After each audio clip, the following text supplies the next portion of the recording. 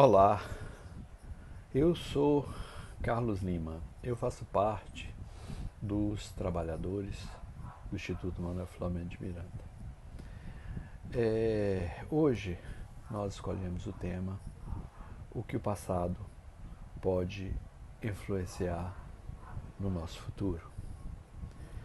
Mas antes, como é de praxe, nós vamos fazer a nossa oração de abertura da nossa reunião. Vamos cerrar os olhos, respirar profundamente, rogar aos espíritos mentores que nos orientam e orientam essa instituição, que possa nos auxiliar nesse momento, para que seja profícuo o nosso trabalho, para que possa chegar a cada um a verdadeira intenção do que aqui vamos trazer. Que nós todos possamos começar uma jornada de um novo aprendizado, um aprendizado numa nova direção. Que Jesus seja louvado. Bom, muito bem. É muito comum a gente ouvir dizer, de que o passado fica no passado, O passado faz parte do passado e não importa muito, Passou, passou, o que deu, deu, o que não deu, paciência, ele está no passado. Isso é uma verdade, passou, passou. Mas isso não significa que ele não gere reflexo no nosso futuro, Por exemplo, foi no passado que eu aprendi a ler e escrever. Foi no passado que as pessoas aprenderam a trabalhar de alguma forma. Sejam de frentistas, sejam de motoristas, sejam de enfermeiros, sejam de técnicos de enfermagem, sejam de médicos, sejam de astronautas. Desculpe. Não importa muito de onde veio esse conhecimento. Ele veio lá no passado. Ele construiu, até agora, esse momento, uma expertise, uma importância. Ele gerou crenças, ele gerou experiências, ele gerou possibilidades e gera possibilidades a cada dia que passa do indivíduo ser um profissional melhor do que ontem. Essa gama de coisas que vieram no passado, ficaram no passado. Não é possível aprendê-las mais pensando da seguinte forma: eu gostaria agora, nesse momento, mesmo não tendo estudado medicina ou direção de um veículo, tanto faz, isso não tem a menor importância, aprender da noite para o dia a fazer aquela atividade. Porque não é só aprender aquela atividade, é o longo do tempo exercendo aquela atividade que vai aprimorando o exercício da atividade, seja ela qual for. O passado, ele influencia diretamente a mim nesse momento do presente. Essa é uma coisa extremamente natural e que a gente chama os filhos e leva os filhos para a escola e diz para os filhos que eles precisam se preparar para a vida, eles precisam se preparar para aprender a exercer algum tipo de atividade, com o objetivo de que eles se sustentem, com o objetivo de que eles sejam autônomos, com o objetivo que eles deem conta da própria vida sob diversos aspectos, financeiro, físico, emocional, e a gente tenta, de alguma forma, preparar essas crianças. Não, o passado dessas crianças é o nosso trabalho, que muitas vezes presente no intuito de levá-los a uma posição.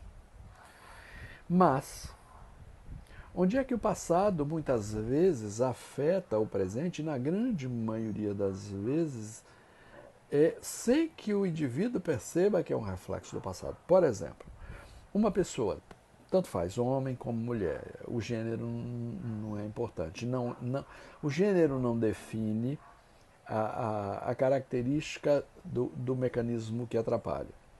Alguém foi viver um casamento extremamente ruim, extremamente desagradável, extremamente sofrido. Chega hoje, ele olha para o passado, ele se desvencilhou daquela relação ruim, ele diz: nunca mais vou casar. Porque o casamento é uma porcaria. O casamento não serve A pessoa que se relacionava comigo só queria se aproveitar de mim, só queria abusar de mim, só queria me usar para tirar proveito próprio. É uma fotografia que ele tirou do passado dele. E ele usa a experiência negativa dele para impedir que ele experimente novas experiências, como se todas as experiências fossem semelhantes. É o passado influenciando no presente. Né? O medo de ser assaltado. É porque eu sofri um assalto há um tempo atrás, então eu começo a viver um pânico porque eu posso ser assaltado a qualquer momento. Isso é verdade, pode ser, mas antes de você sofrer o primeiro assalto, você tinha cuidados, mas você não tinha pânico. Observa que entre o momento que você foi assaltado e o momento de agora, você vive um sofrimento não sendo assaltado. Você repete este sofrimento o tempo todo. Esse sofrimento te limita no seu processo de vida. Ele impede com que você expanda. Ele gera em você um processo de ódio, de raiva, e se você me perguntar, não é justificado, você pode até entender que aquela atitude justifica, mas o único prejudicado sou eu que estou aqui no presente, vivendo um processo de ódio, de raiva, porque alguém algum dia me subtraiu algo, porque alguém me agrediu, porque alguém me fez algo que me fez sofrer de alguma sorte lá no passado. E aí alguém diz, não, verdade, você tem que lembrar do tempo que você foi assaltado, não faça isso, não faça aquilo, não faça... E que gera um monte de regras nesse ínterim para que esse indivíduo se limite a uma condição frustrante anterior e não se permita se soltar nas novas possibilidades que a vida lhe apresenta. Aparece alguém dizendo, e com toda razão, não resta a menor dúvida, tem um monte de gente dizendo já de muito tempo, não existe passado e não existe futuro, só existe o agora. O passado já passou, você já viveu, já experimentou, mas você só pratica nesse instante. E o futuro, ele está lá na frente, e quando você for vivê-lo, ele será presente também. Qual é o significado disso? Você não deve planejar o futuro, você não deve tomar cuidados em relação ao futuro porque ele não existe. Não é isso. Você deve ter planejamento, você deve ter perspectiva, você deve ter projetos, você deve ter cuidados, mas a experiência do dia a dia tem que ser do dia a dia. É aproveitar o dia. Tem alguém que dizia, né, eu não me lembro o nome, que você deve viver todos os dias como se fosse morrer. É o teu último dia. Né? Para quê? Para você fazer tudo aquilo que você precisa fazer naquele dia. Para que você cuide de você, para que você entenda.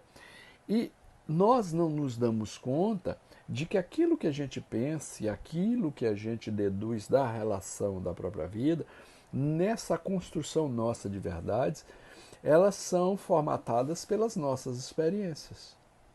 Muitas vezes nós não nos permitimos a transformação da experiência ou a visão nova de um parâmetro que nos freia, que nos regula.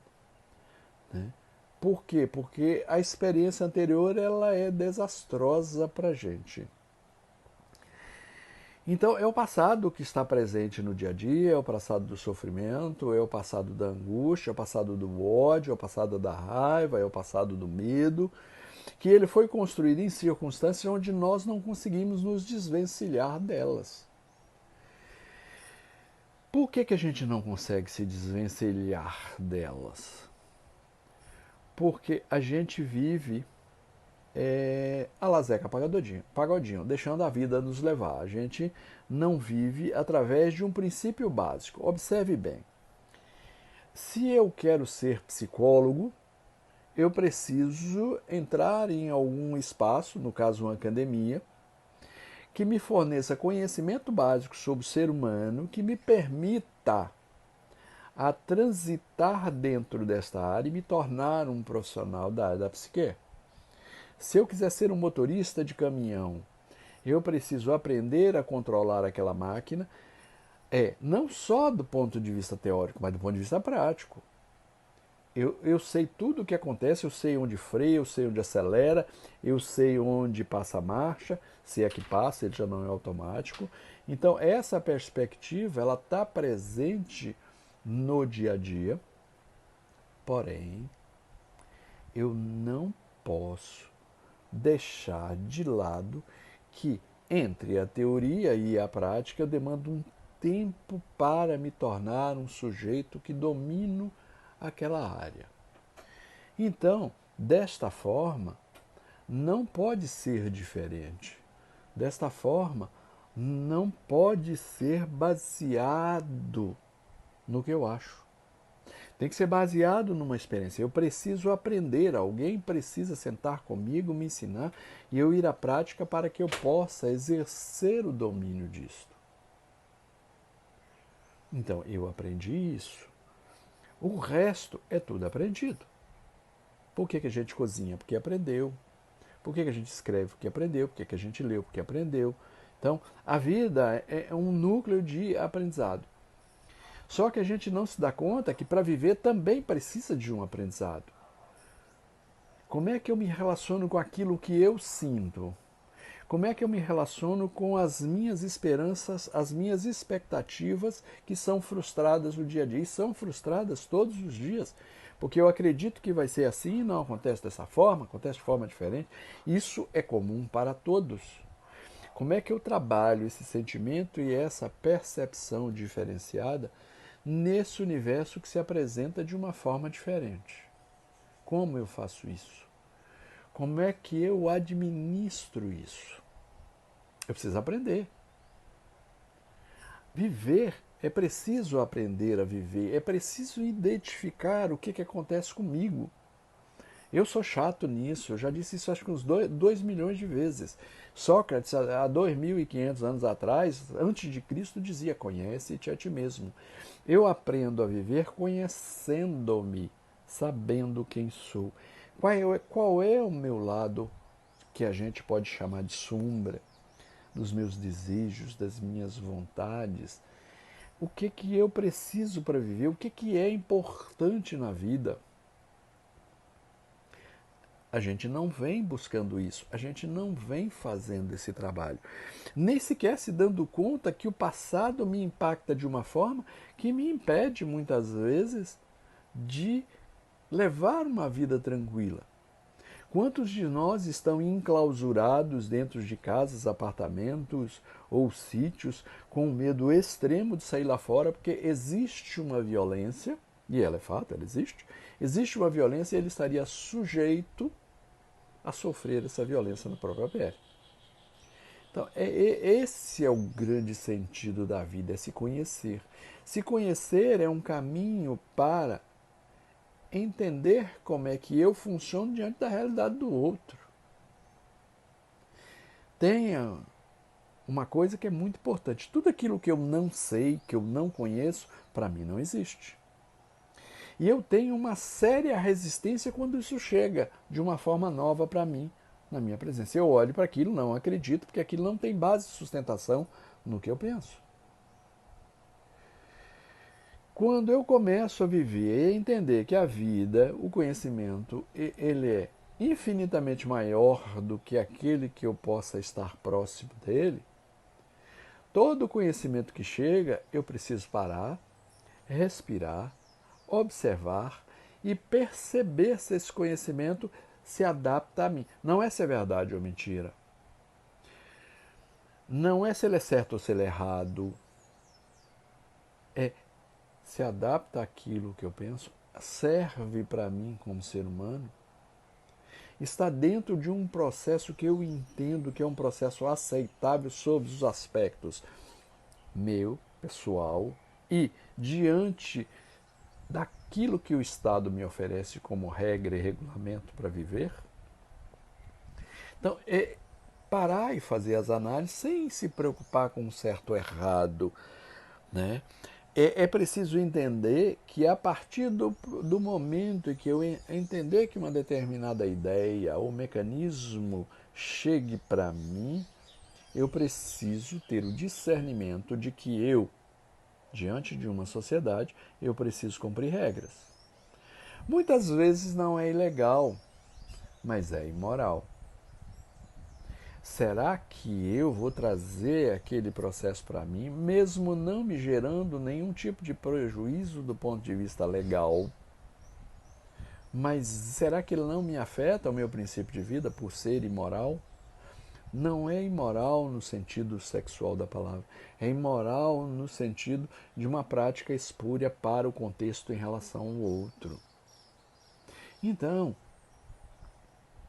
é pensar a vida, é pensar o que é bom para mim, o que é ruim para mim, o que eu posso, o que eu não posso, o que eu quero, o que eu não devo, o que eu devo e que eu não quero. Como eu faço para transformar a minha vida do ponto de vista a passar a gerenciar as minhas emoções de uma forma que não me cause tantos prejuízos, não me leve a ter que me isolar, não me leve a ponto de achar que a vida é uma porcaria, não me leve a ponto de perder o entusiasmo de continuar construindo algo. Nós temos uma ideia de que determinadas coisas não são importantes. A sociedade como um todo, ela cria determinados patamares de quem é importante, quem está fazendo uma determinada atividade. E não é verdade. Todas as atividades, elas são importantes. Por que elas são importantes? Porque elas são necessárias na sobrevivência dos outros. Eu já disse isso aqui algumas vezes. Aquela pessoa que passa na rua todos os dias recolhendo aquele lixo que a gente produz dentro de casa e destina ele a um espaço adequado, ela é tão importante quanto o médico. O médico, quando a gente necessita dele, é porque a gente tem algo que não funciona bem. Aquele rapaz ou aquela moça que carrega aquele resto pode, se mal armazenado, nos trazer a necessidade de recorrer ao médico. Ele pode nos trazer a doença. Tanto é que hoje ele é um problema para o planeta. Né? Os nossos resíduos produzidos por nós, todo mundo sabe disso, é um problema sério para o nosso planeta. É a armazenagem, é o trato desses resíduos. Né? A gente não está acostumado, a gente como sociedade não está acostumado a aproveitar tudo aquilo que a gente tem, né? E a gente descarta. Né? Se a gente olhar as pesquisas aí, a quantidade de alimentos ainda possíveis para ser utilizado para pessoas, que são jogadas no lixo. Né? O transporte de determinados alimentos, quando ele vem transportando de um ponto a outro, o que se perde nas estradas. Né? Então, existem várias coisas, vários processos que precisam sofrer modificações, precisam passar por um processo de uma reeducação, não só da sociedade, mas de nós, primeiramente. O que muda a visão dos anos 20 deste século para os anos 60 do século anterior? No século anterior, a gente acreditava que com uma revolução armada, a gente poderia resolver o problema de um país. Mesmo a gente pegando países como a Alemanha, como o Japão, como a própria Coreia, que resolveram seus problemas não com arma, resolveram seus problemas a partir de um determinado estado de falência, resolveram com educação. Mas a gente ainda acreditava que se a gente mudar o governante X ou o governante Y, estabelecer uma política XYZ, a gente teria um sucesso de felicidade na vida, porque a gente teria riquezas, a gente teria uma série de coisas. Hoje a gente entende, né, não só eu, mas muita gente entende, que a grande revolução começa pela minha mudança. Eu preciso me mudar ao ponto de influenciar o outro a se mudar. Esse é o grande processo de revolução. Porque não adianta você trocar governantes, dirigentes, pessoas, se nós, no todo, não nos respeitamos. Se nós, no todo, estamos disputando a tapa quem chega primeiro, quem pega mais, quem é o mais rico, quem é o mais poderoso, quem é o que vai ser mais feliz, quem é o que tem mais quando a gente olha a sociedade. E não é de agora, Leon Denis já dizia isso lá em 1908, que o jovem lá em 1908 só imaginava em poder e dinheiro, né? Continuamos iguais, poder e dinheiro, tá? Não que o poder e o dinheiro seja um problema, mas ele por si só, sozinho, não realiza os processos. Entende? Ele gera corrupção, ele gera uma série de coisas quando o conjunto não está preparado para viver com o poder e com o dinheiro. Tá? Isso está provado na sociedade ocidental de uma forma muito clara, na maioria dos países. Então, é um passado, é uma fotografia de regimes políticos que não funcionaram, e quando você vai ver o que mina esses países, não é a forma com que ele é concebida, é a forma com que ele é praticada, né? No capitalismo também não é diferente, é a forma com que ele é praticado que gera os prejuízos para a sociedade como um todo, né? E a gente não para, para entender o seguinte: o problema principal do mundo não dá para resolver. Quem tem que resolver sou eu. Qual é o problema? Qual é o impacto disso na minha vida? O que eu preciso pensar? O que no meu micro eu preciso começar a reconstruir de forma diferente? Eu preciso começar a entender e acreditar. Por que eu preciso respeitar aquele que está do meu lado da forma que ele pensa, que ele acha, que ele vive? É o direito de cada um ser o que se é. É o momento onde cada um se encontra num ponto X ou Y da vida. Por isso não existe um certo ou um errado. Por isso muitas vezes as nossas discórdias, porque a gente gostaria que as pessoas fizessem exatamente aquilo que a gente imagina que seria o certo fazer. Como se a gente tivesse o poder e entender exatamente o que é certo para o outro. A gente sabe que é certo. Certo para mim. Funciona para mim. Mas para o outro eu não sei. Essa decisão tem que ficar para o outro. O outro tem demandas que eu não consigo compreender. O outro está num ponto da vida que eu não consigo perceber esse ponto. Eu não consigo entender esse ponto, porque é o ponto dele. Por isso eu respeito pelo outro. Por isso é que se faz comerciais, propagandas que você tem que respeitar o negro, o homossexual, o verde, o amarelo, o cidadão. Não é que você tem que respeitar porque ele é isso, não. Que você tem que respeitar todo mundo. Independente da opção de que cada um faça. É um problema pessoal de cada um, o caminho que cada um segue. Cada um toma uma decisão de construir algo na sua vida de acordo com o seu entendimento. O que é bom para um, o que é bom para outro. Você consegue exemplos simples na vida, no alimento. Tem gente que adora um alimento, o sujeito na mesma casa que você detesta o alimento. Tem gente que não come o alimento porque ele acha que aquele alimento não é gostoso. É um problema dele.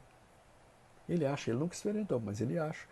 É o momento dele, é o entender dele. Imagina quando a gente se amplia isso para o estar presente na vida, para as decisões, para o que eu faço, para o meu relacionamento, para a minha imagem diante de toda uma estrutura. Como é que gera segurança para as pessoas quando você pega um órgão de comunicação e ele está dizendo que morreu, que aconteceu? Que a inflação está isso, que os países estão sendo destruídos financeiramente, que alguém está na crise, que isso, aquilo, que aquilo, outro. E você ouve tudo aquilo e fala, estou ferrado. Né? Por que eu estou ferrado? Porque está todo mundo ferrado, eu também estou ferrado. Né? Quando o seu núcleo necessariamente pode não ter esse reflexo avassalador que está tendo em outros espaços, ou esse avassalador, ele é do ponto de vista técnico, ele é do ponto de vista estrutural, e ele se dilui na sociedade, gerando dificuldade, gerando carestia, gerando coisas. Na sociedade gera mecanismos para ultrapassar isso. É como se nesse momento perdêssemos a esperança, porque estamos chegando ao fim da linha. Verdade, estamos chegando ao fim da linha. Mas esse fim da linha, ele é tecnológico, né? Nós temos transformações, não é novidade para ninguém, que as transformações tecnológicas giram numa velocidade gigantesca. Isso significa o quê? Está chegando ao fim da linha? Tá. Está chegando ao fim da linha tudo aquilo que era antigo. Está chegando ao fim da linha tudo aquilo. Observe, por exemplo, uma coisa que a maioria de nós viveu: o telefone discado, a máquina de datilografar, a máquina de fotografar. Saiu sem que a gente percebesse. Entrou de uma forma sutil uma coisa chamada smartphone, que as pessoas continuam chamando de celular. O celular ficou lá em 2010. De lá para cá veio um negócio chamado smartphone, que é um computador muito mais potente que a maioria dos computadores que nós temos nas nossas bancadas, que dá à nossa vida uma dinâmica diferente, um processo diferente, uma ocupação diferente, e as pessoas não percebem que é o quê? É o passado, gerando transformações no seu presente, e você não para observar. Quando eu digo você, eu não estou dizendo você, não estou dizendo eu e todos nós como sociedade. Eu também faço parte desse processo.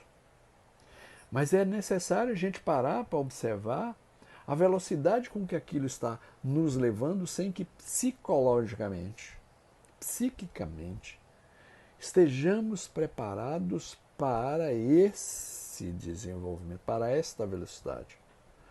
Nós precisamos lidar com essa velocidade de forma diferente que nós estamos lidando. Nós estamos lidando com a velocidade exatamente como no século passado, correndo com as pernas. Essa é a diferença. É o passado que te impacta e o passado ensina o quê? Pare de correr com as pernas e corra com o intelecto. Lá todo mundo diz que a gente vive de escolhas. Todo mundo acha legal, viver de escolha, viver de escolha, viver de escolha. Tem gente que não sabe escolher. Por quê? Porque ele quer ganhar. E quando você vai escolher por uma coisa que você não conhece. Com exceção do pão que você vai comprar na padaria, que você vai escolher entre um e outro, você conhece o sabor dos dois que você está escolhendo. Estou dizendo na vida. Por exemplo, o sujeito está empregado numa empresa X e ele recebe um convite para a empresa Y.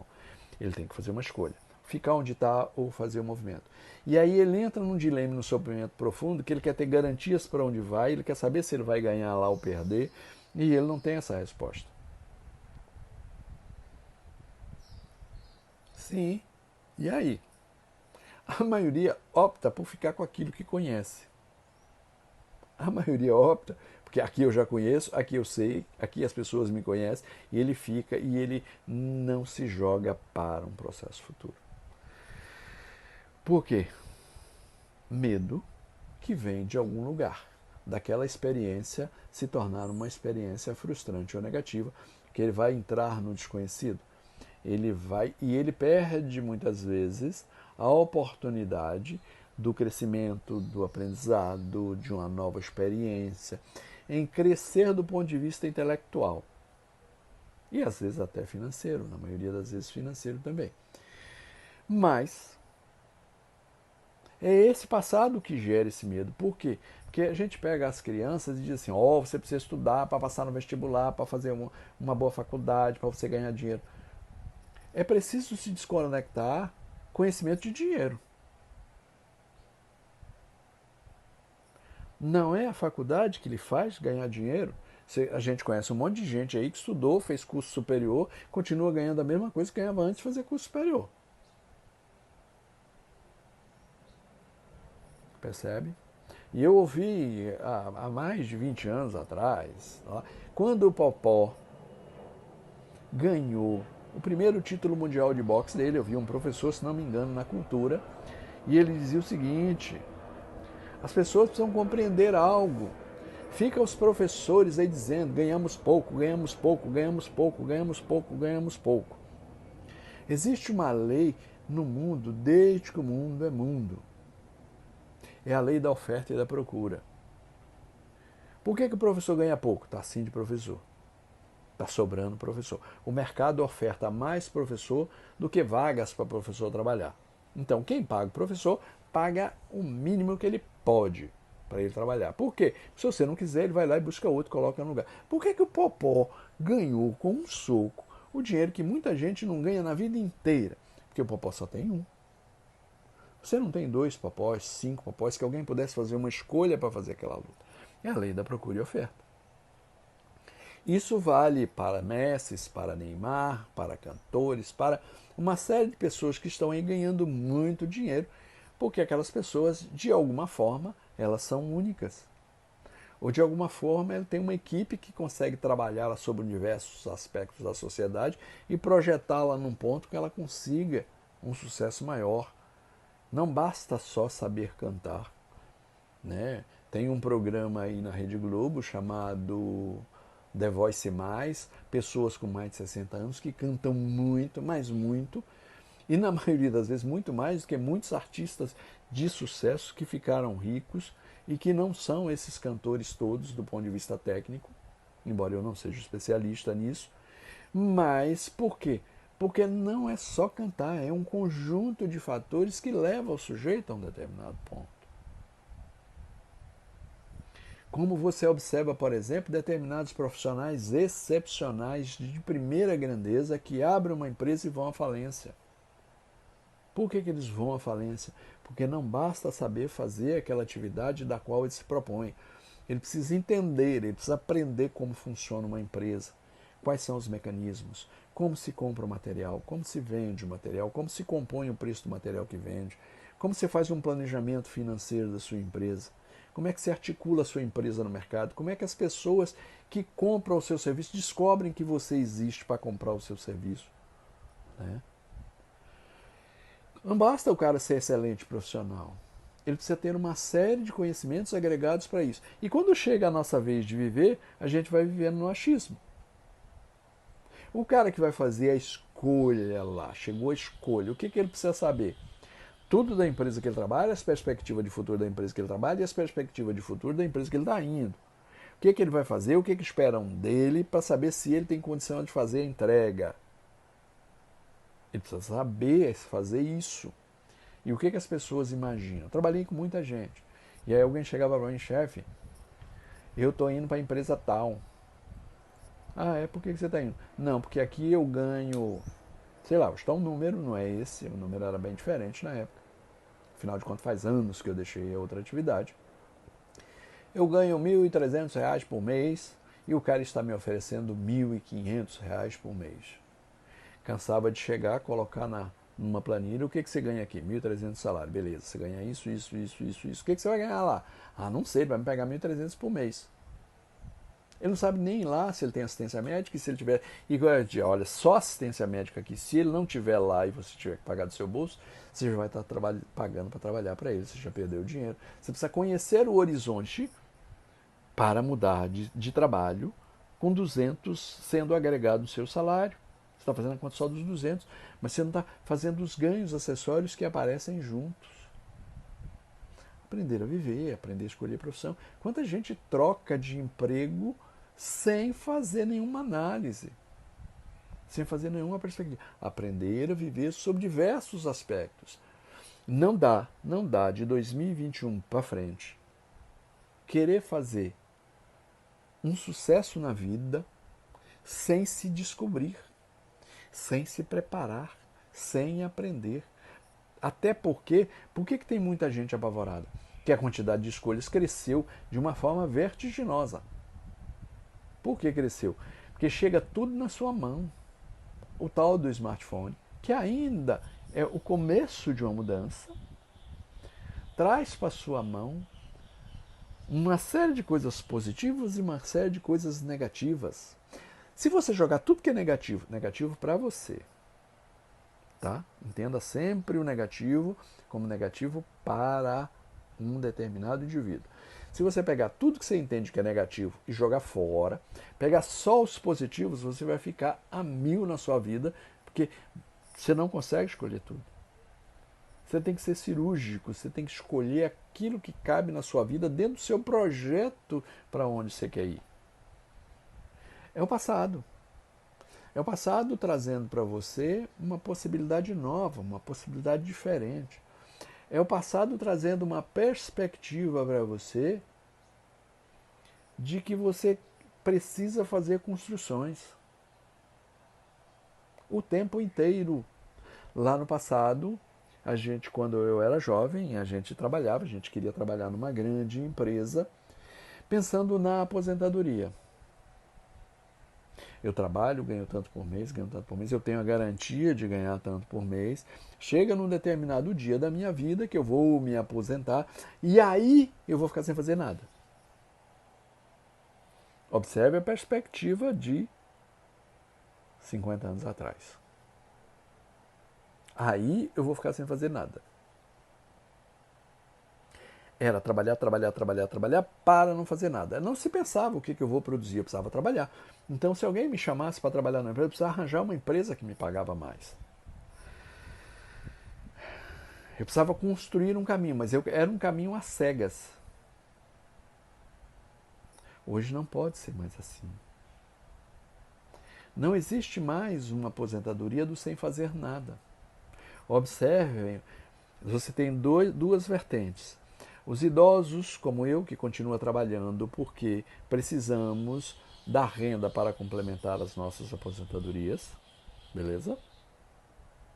Os idosos, como alguns que eu conheço, que não precisa complementar aposentadoria nenhuma, nem precisa de aposentadoria do INSS, embora tenham, mas continuam trabalhando porque eles precisam complementar o seu intelectual.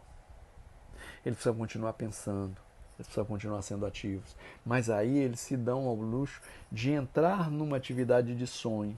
As atividades que não rendem dinheiro. As atividades que não rendem a grana para que você sobreviva. Onde foi que ele aprendeu isso? Na vida, no passado.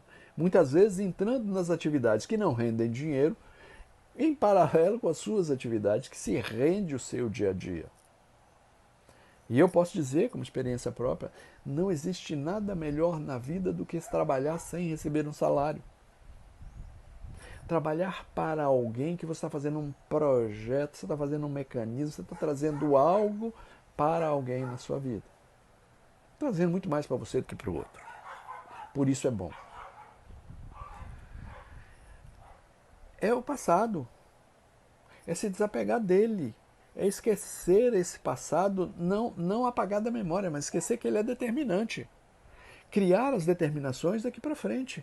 Construir uma nova vida daqui para frente. Se pensar o que é bom, o que é ruim para você. Eu escuto às vezes, não vou não. Por que você não vai, pai? Já tem 40 anos.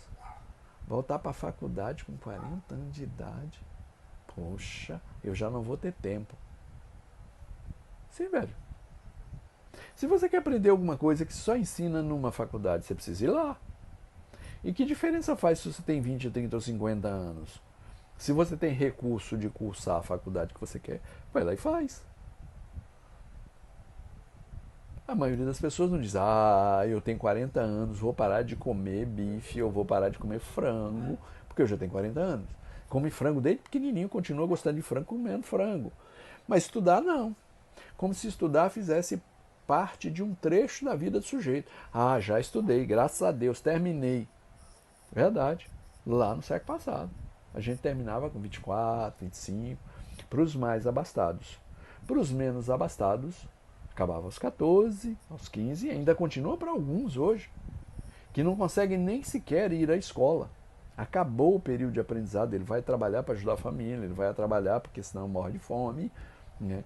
Mas para os mais abastados, para os mais, digamos assim, financeiramente numa condição um pouco melhor, não precisa ser rico, seus filhos podem chegar a sair da universidade para poder começar a aprender a trabalhar.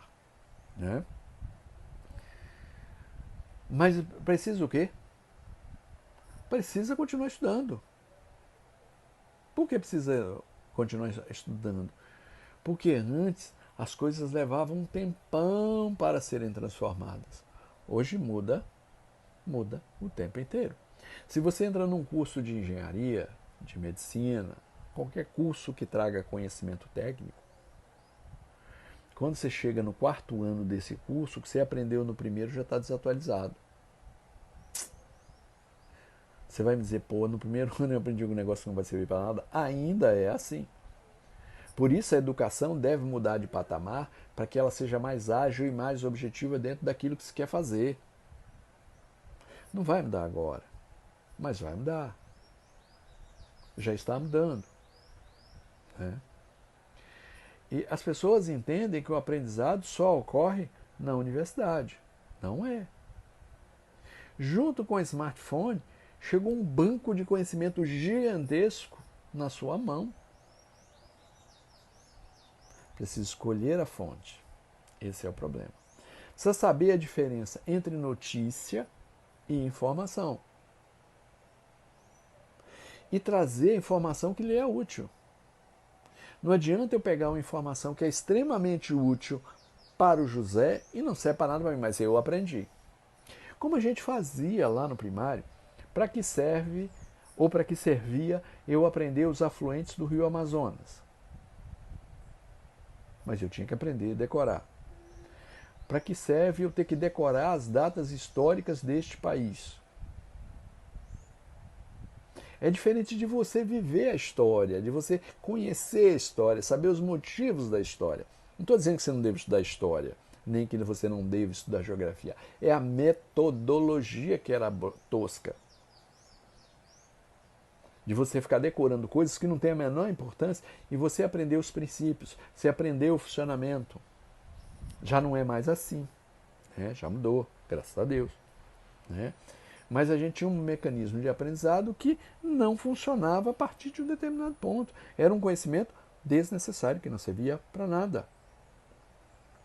A escolha hoje se dá a partir do que você quer e onde você quer chegar. Por isso, o ter que aprender. Você aprende de duas formas. Você aprende como autodidata, fazendo você o seu próprio caminho, exercendo seu próprio raciocínio sobre as coisas, né? Ouvindo tutoriais de pessoas que possam lhe ajudar a entender o que você quer aprender. Ou você se filia a um ambiente, um local que possa lhe trazer esse conhecimento. As universidades.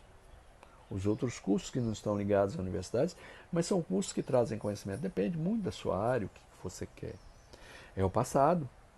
É o passado que está carregando na gente algo que está nos travando de abrir uma visão para o futuro. De abrir uma perspectiva para o futuro. Por exemplo, o que eu preciso para viver? Primeira pergunta de todo mundo. Né? O que a gente precisa para viver? Por que eu preciso me preocupar com X, com Y, com Z, com F? Não, selecionar o que você precisa para viver, que é importante na sua vida.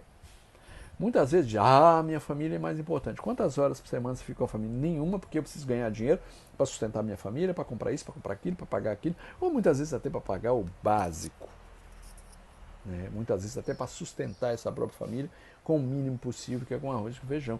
Você não vive a família porque você tem que se ocupar. Você, o homem, principalmente as mulheres, que são chefes de família já há muito tempo, são abandonadas pelos seus companheiros e precisam assumir esse papel, né, único, sozinho, de fazer com que essas famílias tenham o mínimo necessário.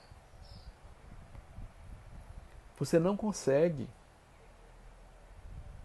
porque você tem que se ocupar o tempo inteiro de fazer alguma coisa e você não consegue se relacionar com aquelas pessoas. E quando a gente diz que existe a ausência da educação familiar para os menores, não é só alguém que não quer fazer isso. É verdade que tem alguém que não quer fazer isso. Mas às vezes tem muita gente querendo fazer que não consegue. Não consegue pela própria circunstância em que a vida lhe apresentou. E ele muitas vezes, pelo medo, pela angústia, ele tem medo de fazer algo diferente que o tirasse daquela condição. É muito difícil. Não é fácil você fazer uma opção, muitas vezes, que é pular de um galho para o outro e cruzar esse vazio até você chegar no outro galho. Até você chegar no outro galho, que você perceber que o outro galho é resistente e vai lhe suportar, você tem um sofrimento imenso nesse trajeto, nesse vácuo onde você está se deslocando. É preciso entender isso. Não é teórico. Por que você não faz isso? Por que você não faz aquilo? Por que você não faz o outro? É por isso, é aí que entra o processo de educação, para que o outro busque dentro de si onde estão as suas forças, para que ele consiga fazer transformações, que ele suporte. que ele consiga, que vale a pena para ele. Porque às vezes esse sofrimento, quando ele saiu de um galho até o outro, é tão avassalador que ele vai chegar do outro lado e ele não consegue mais aproveitar, por melhor que seja o galho seguinte. Porque o sofrimento foi tamanho que detonou todo o processo psicológico dele. Então, é por isso que o aprendizado ele é individual, ele é circunstancial, né? Existem os mecanismos sociais que eles precisam ser tratados sociedade como um todo, mas dentro da sociedade tem as particularidades dos indivíduos que precisam tratar de si próprios, mas precisa ter a percepção. O que é fragilizante para você e o que é bom para você. É o aprender a viver. É o se preparar para a vida, baseado naquilo que você sente. Como é que a gente gerencia emoção? Né? A emoção a gente não controla. Né? A emoção a gente tenta gerenciar. E a gente gerencia a emoção através do pensamento. Mas é preciso construir uma base, é preciso construir uma estrutura, é preciso construir um respirar para deixar com que o fato que apareça se delineie de fato como ele é. Ele não seja apenas atropelador naquele instante. Essas e muitas outras coisas estão ligadas ao passado. Pessoas que não se desvinculam de ideias anteriores. Pessoas que precisam de tratamentos porque o seu comportamento hoje é um comportamento desassociado da atual realidade porque ele tem uma estrutura anterior que o move e ele vive um sofrimento profundo porque ele não consegue entender isso. Esse mecanismo de se transformar, esse mecanismo de chegar a um ponto onde ele se conhece e diga: isso aqui é ruim para mim. Isso aqui me traz um sofrimento, embora eu seja impulsionado de uma forma inconsciente a esta atividade. Né? As pessoas olham de uma forma para o indivíduo que vive um vício, principalmente se esse vício ele estiver na ordem de uma das drogas ilegais, como se aquele indivíduo fosse um marginal. Mas ninguém para observar que mecanismos levou esse sujeito, que sofrimento levou esses sujeitos a esse lugar. O alcoólatra, quais são os mecanismos, que estrutura levou esse sujeito? O que demandou na vida dele para chegar nesse ponto? É um passado. Que o passado, ontem já é passado. Né? E o Conselho Regional de Psicologia proíbe qualquer psicólogo dizer que faz regressão de vidas passadas. Mas nós, como psicólogos, podemos dizer que a gente faz regressão de memória. Né? E aí, se eu regrido uma memória, regredir significa voltar, eu estou voltando. Ontem não é vida passada? Ontem a vida não passou? Então, mas eu não posso usar o termo passado, porque o termo passado, para o Conselho Regional de Psicologia, imagina que você leva o sujeito a uma vida anterior ao útero. Né? E aí ele entraria no mecanismo cientificamente, né, do ponto de vista dos procedimentos científicos da psicologia, não comprovado. Né? Mas você precisa entender o seu passado. Seu passado é vida passada. Necessariamente, porque a maioria das pessoas imaginam assim: não, isso faz parte, no passado, numa vida anterior eu fiz isso. Né? Muita gente diz assim: na minha vida passada eu fui um cachorro, né? Ou na minha passada fui um gato. Né? Como se tudo estivesse estruturado necessariamente em vidas anteriores ao útero. Muita coisa está, é verdade, mas nem tudo. Nem tudo. Já cansei de ouvir assim: fulana, você estava convivendo com fulano está fazendo isso para você, tá? Ele te bate. Só uma pergunta: por que você não se separou dele? Ah, não, vou cumprir nessa vida toda a minha carga das vidas passadas. Eu casei com ele, isso deve ser um karma, então eu preciso ir até o fim. Eu não posso terminar esse karma, porque senão eu vou voltar casado com ele numa própria vida, na próxima vida. De onde que ela tirou isso? De onde que saiu isso? Onde é que ela descobriu que era um karma conviver com o sujeito? Então você tem uma regra. Você está sofrendo uma violência, você não é obrigado a ficar sofrendo essa violência em nome de qualquer coisa, por mais compromisso que você tenha assumido em qualquer lugar, né? É a mesma coisa, eu convido você para trabalhar na minha casa, você assumir um compromisso comigo, que você vai trabalhar na minha casa um ano. Eu disse, ó, você tem certeza? Tenho certeza, eu não saio antes do ano, no final de 2022. Beleza. Aí eu começo a bater em você. Você vai ficar lá? Não, eu assumi o compromisso, mesmo apanhando eu tenho que ficar aqui. É um compromisso assumido. O compromisso deixa de ser compromisso, seja ele qual for, mesmo que haja, mesmo que ele seja de uma ordem espiritual, ele deixa de ser no momento em que você está correndo risco de vida. É função primária sua cuidar da sua própria vida. Percebe isso? Mas as pessoas trazem crenças que são crenças assim, sem o menor sentido, né? Muitas vezes porque você romper com uma relação de casamento, seja ela qualquer, vai trazer angústia, sofrimento, segurança, uma série de coisas, né? Já ouvi também dizer o seguinte, ele me bate, mas ele é bonzinho, ele paga as minhas contas, ele deixa eu usar o cartão quanto eu quero. Só de vez em quando ele bebe, ele fica assim. É uma escolha sua, eu entendo. Por isso você está lá. Mas você não parou para observar o que é importante na sua vida. Se ter aquelas necessidades primárias do dia a dia, sem saber o prejuízo que você vai ter no futuro, em função de você se permitir um processo de agressão em nome de algo, né, que nem sempre é aquilo que você apresenta. Então, por isso, prestar atenção no passado. Observar o passado. Ele é importante para o que acontece no futuro. Ele deixa marcas, ele deixa comportamentos inconscientes em função das experiências negativas ou positivas, que também deixam, né?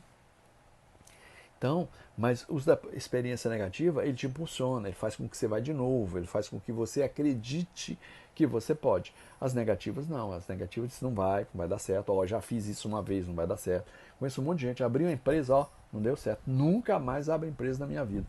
Isso é uma roubada, abrir empresa. É uma coisa do passado? É. Ele não planejou a empresa dele.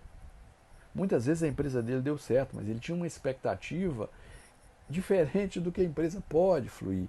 Porque existe um movimento de mercado, existe um movimento do serviço que ele oferta, né? Então é preciso observar o que você quer, senão você vai se frustrar. E o conhecimento lhe dá isso, né? Tinha uma pessoa que dizia que ia trabalhar com morangos, com brigadeiros, né? E aí fez propaganda, tudo, essa pessoa chegada a mim. Aí um dia eu fiz a pergunta para ela, quanto você espera ganhar fazendo docinhos, brigadeiros e outras coisas? 10 mil por mês. Você já pensou quantos docinhos você precisa fazer para que no final do mês te sobe 10 mil líquido? Ela parou de fazer. E a minha intenção não era que ela parasse, que ela sentasse e fizesse as contas o seguinte, se eu quiser 10 mil por mês, quantos doces eu preciso fazer? Bom, já descobri, eu preciso fazer 50 mil doces. Para fazer 50 mil doces, eu preciso vender 50 mil doces. Onde é que eu vou vender 50 mil doces? Aí você precisa de um trabalho de entender onde é que você vai fazer. Por onde eu começo? Eu começo por 500, 600, eu vou fazer um planejamento para chegar nos 50 mil. Você chega? Chega. Tem um monte de gente que chega, né? E chega com coisa que não serve para muita coisa, né? Vira e mexe, você vê um brinquedo aí que você fica apertando. É um brinquedo todo colorido que você aperta ele para virar para um lado, para o outro, para o lado, para o outro, para o outro. Ele não faz nada, só você apertar para um lado e para o outro. É alguém que fez um brinquedo que não tem muita graça, mas que cai na graça das pessoas. É visão de mercado, é visão de impulsão, é uma série de coisas aí associadas às competências de quem está no mercado, né? Então, aprendizado é tudo. Notícia, aquilo que o jornal te informa. Aquela notícia tem alguém que escolhe para você ouvir. Com qual intenção ele escolheu aquela notícia para você? Se você pegar os jornais que dão notícias, eles são diferentes. Eles apresentam notícia de forma diferente, com visão diferente. Então quem está escolhendo a notícia tem uma intencionalidade. Estou dizendo que a intencionalidade seja ruim. Ou que ela seja, digamos assim, espúria. Não, ele tem uma visão e ele quer aplicar aquela visão. Ele traz a notícia dentro da visão que ele está trazendo. Beleza? Não estou dizendo que ele está tentando fazer sua cabeça ou qualquer coisa nesse sentido. Estou dizendo só que tem um direcionamento. Isso é notícia. Informação. É tudo aquilo que você busca que é transformador na sua vida de alguma forma. Está lhe ofertando uma informação que ela é direcionadora para você. Quando você está andando na rua e você está sem o Google Maps, você pergunta assim, onde fica a rua Paraíba? Ele diz, a terceira à esquerda. É uma informação que vai te levar até a rua Paraíba. Não é uma notícia, é uma informação. Então, a gente precisa entender que a gente precisa acessar informações, não notícias. O smartphone traz informações e traz notícias. A gente precisa fazer escolhas. E a escolha de acordo com cada um. A escolha é a visão do sujeito sobre a necessidade dele, sobre aquilo que ele quer. Tá? Então, por isso, é observar na vida de cada um o que o passado está travando a gente aqui. O que uma experiência do passado está me impedindo de seguir em frente. O que uma crença do passado não consigo renová-la porque o futuro se transformou. Né? Hoje a gente tem coisas que se reforma rápido. Você não escuta ninguém dizendo assim, vou comprar uma máquina fotográfica, a menos que o sujeito seja um profissional da área de fotografia. Antes não, todo mundo queria uma máquina fotográfica e uma boa parte das pessoas tinham. E não eram profissionais. Mas era a única possibilidade que você tinha de fotografar. Hoje, quando você compra um smartphone, vem junto uma série de coisas naquele aparelho que você não precisa mais um segundo aparelho para agregar. O gravador, por exemplo, né? A máquina fotográfica, o telefone, o e-mail, um lugar para você digitar o e-mail, possibilidades distintas de você mandar foto, de você mandar filmes, de você fazer uma série de coisas. Tanto é que eu não tenho uma filmadora, eu tenho um telefone celular, estou gravando aqui uma palestra para vocês. Estou conseguindo levar até vocês uma imagem com uma ideia que pode, ou que o objetivo é com que elas possam contribuir com cada um de vocês no projeto de transformação da vida de vocês. Que vocês possam agregar isso. Vocês possam perceber que o conhecimento ele é importante para tudo. Observe a vida da gente. Quanto tempo a gente continua aprendendo a caminhar? Quantas pessoas nos auxiliam para aprender a caminhar? Quantas pessoas nos auxiliam para aprender a escrever? Quantas pessoas nos auxiliam para aprender a falar? Chega um determinado momento que a gente se comunica, fala mal e alguém diz que está precisando e não ser atendido por uma fono. Você está falando mal. Percebe? Quantas pessoas da área de saúde nos ensinam comportamentos para que a gente consiga se manter saudável? Nos ensinou. Nós não nascemos sabendo. Viver também. Não nasce sabendo viver. Precisa aprender a viver. Precisa conhecer o ambiente que você está como trabalho. Você sabe exercer uma profissão, mas você entra na empresa, você vai conhecer o ambiente da empresa, você vai conhecer a funcionabilidade da empresa.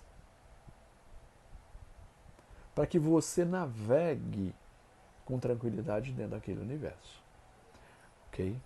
Então, é prestar atenção no passado, começar a pensar de que precisa aprender a viver, onde vou aprender a viver, com quem vou aprender a viver, como eu faço para aprender a viver.